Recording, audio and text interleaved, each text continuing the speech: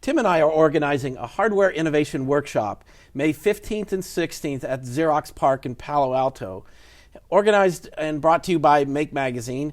It's an effort to showcase some of the innovation that's coming out of the maker movement and a chance to meet some of the leaders that are behind some of the technologies that are being developed by the community.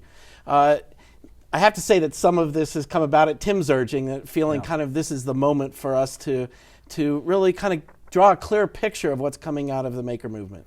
Yeah, I guess I've been fascinated by the idea that DIY and kind of the wave of enthusiasts who get started with a new technology are almost inevitably succeeded by people who try to make businesses out of those things.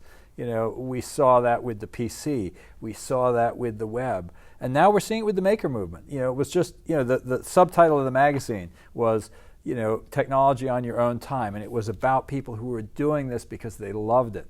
But then, inevitably, bit by bit, we saw people who were going, wow, there's other people who want this too. And we see all these maker businesses growing up. And, you know, last year at Maker Faire, there were well-known VCs going around with their notebooks, you know, kind of going, hey, there's ideas here.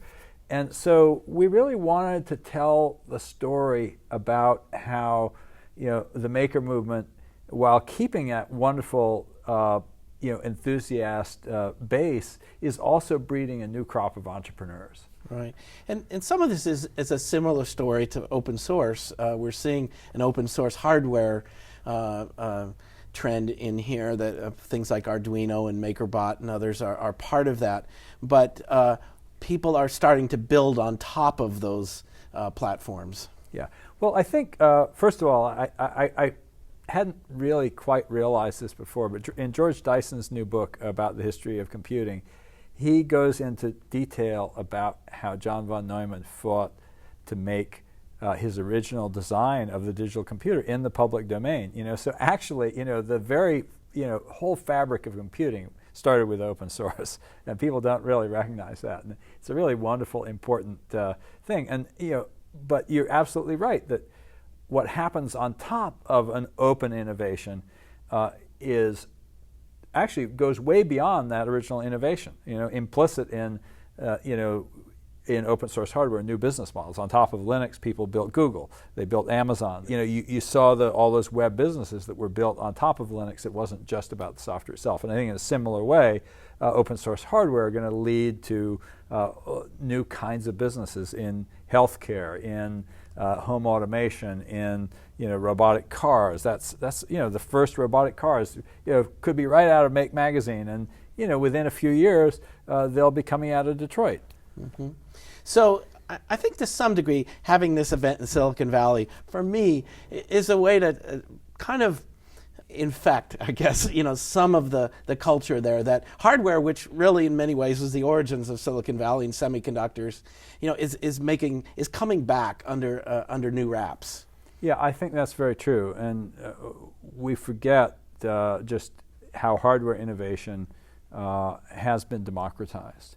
You know, and we've had waves of that because it isn't just the big silicon fab. You know, think about how you and I were talking earlier about desktop publishing. That was a hardware innovation that ended up actually helping to create our company. You know, because we could do desktop publishing, we were able to, you know, print books that looked like they'd been typeset, and you know, it wasn't actually about, you know, it was not about the desktop publishing, right, although we did start trying to have a little typesetting right, business, but that didn't go anywhere. Right. What really went somewhere was what we made right, with that the new product tool.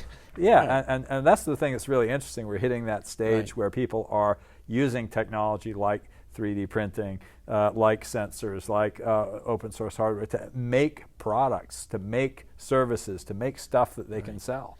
And I think if there's a way to kind of frame this, I look at the maker movement as kind of an open R&D, a source of open innovation that I think companies should be paying more attention to, figuring out how to interact with that. And so I'll close on this and say the Hardware Innovation Workshop is May 15th and 16th at it's the week of Maker Faire. It's in Silicon Valley at Xerox PARC in Palo Alto, and we look forward to seeing you there. Please go online to order tickets.